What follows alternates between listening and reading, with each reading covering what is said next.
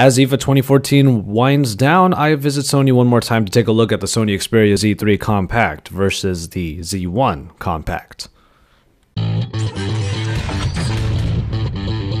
In terms of design, we of course have the same compact design here with the Z3 Compact, which actually took a lot longer to come out when compared to the Z3 and the Z2 because we did not even have a Z2 Compact. But another interesting prospect here is the idea that the Z3 Compact actually doesn't have the Z3 styling. We don't have the rounded sides and frame and edges, but instead we have a design that is a little bit more akin to the Z2, and that's something that you might notice here. But there are still some tropes here that do make it from the Z3, and you'll see it on the front of the phone, especially because those front-facing speakers have the same type of design to them that you have on the Z3 itself. But nonetheless, we have a very nice small form factor here with 4.6 inches in the screen, and that screen comes in at 720p resolution. As far as the way it feels in the hand, you'll be able to reach everything quite easily, and it's also a little bit lighter than the Z1 Compact of yesteryear, which now this phone comes in at 129 grams. Underneath the surface, you get the same power that you get in the Xperia Z3, and it was the case with the Z1 and the Z1 Compact as well, so it's no surprise there.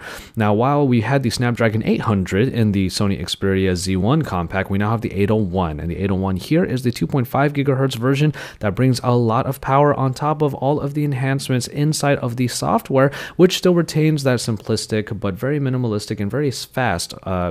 outlook with a kind of stock Android-like feel with the app drawer, the home screens, the notification drop-down with the quick settings, and of course the small apps and all of the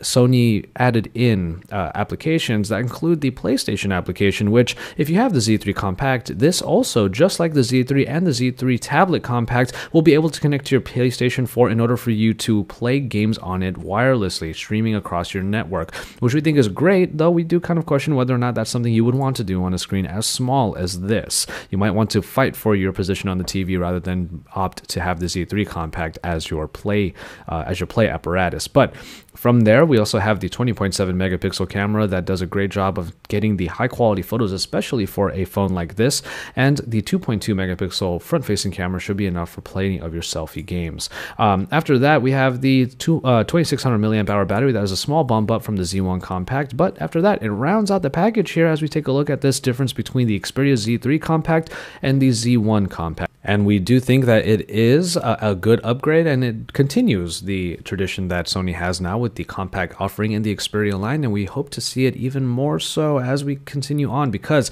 as far as the mini, or the compact in this case, offerings go, this is probably the one that has the least compromises. So keep it tuned to Android Authority for all of the best coverage, including our future review of the Sony Xperia Z3 line, including this, the Compact, because we are your source for all things Android.